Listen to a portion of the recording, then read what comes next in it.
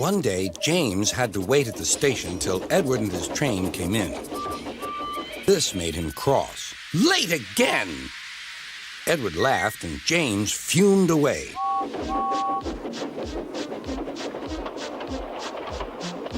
After James had finished his work, he went back to the yard and puffed onto the turntable.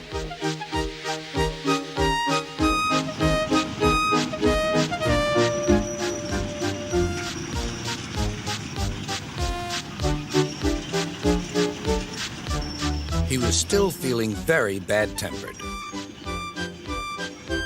"Edward is impossible," he grumbled to the others. "He clanks about like a lot of old iron, and he is so slow, he makes us wait." Thomas and Percy were indignant. "Old iron? Slow? Why, Edward could beat you in a race any day." "Really," said James, "I should like to see him do it."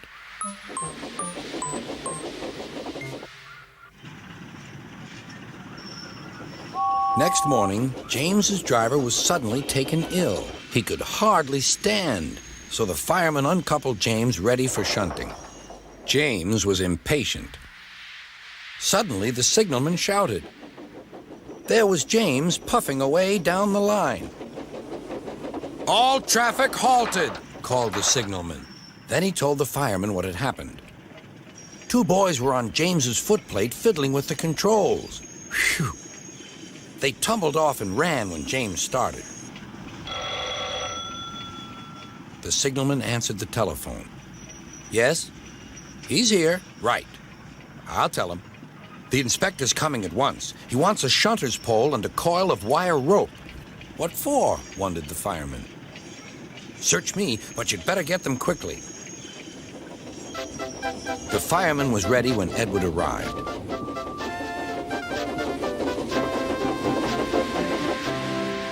The inspector saw the pole and the rope. "Good man, jump in."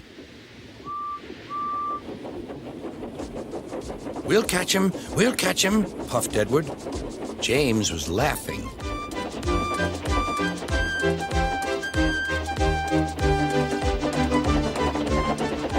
What a lark, he chuckled to himself.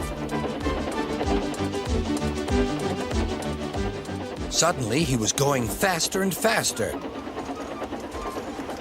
He realized that he had no driver. "What shall I do? I can't stop!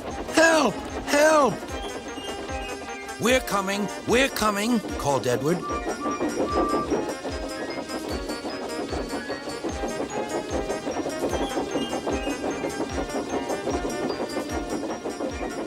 Edward was panting up behind with every ounce of steam he had.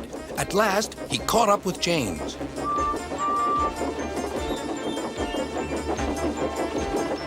"Steady, Edward," called his driver.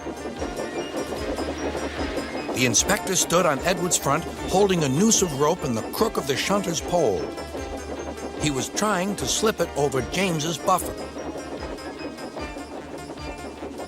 The engines swayed and lurched. At last, "Got him!" he shouted. He pulled the noose tight. Gently braking, Edward's driver checked the engine speed, and James's fireman scrambled across and took control. "So, the old iron caught you after all," chuckled Edward. "I'm sorry," whispered James. "Thank you for saving me." "You were splendid, Edward."